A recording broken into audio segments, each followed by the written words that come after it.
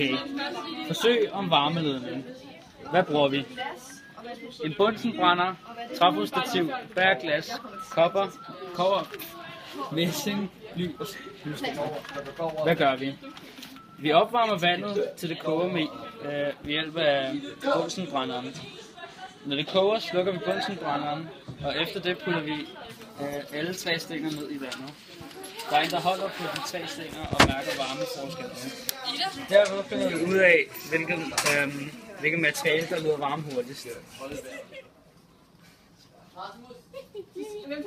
Jeg kan ikke... for satan. Det er dem, der gør det. Den er det godt.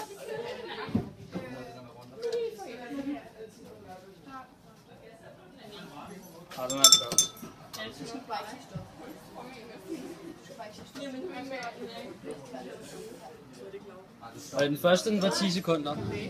Og det var kover.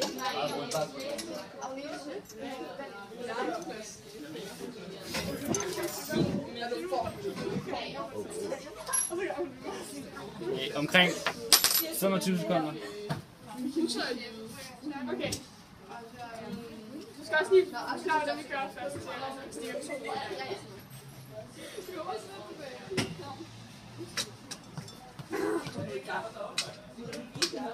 Og nu begynder den også at blive lidt varm.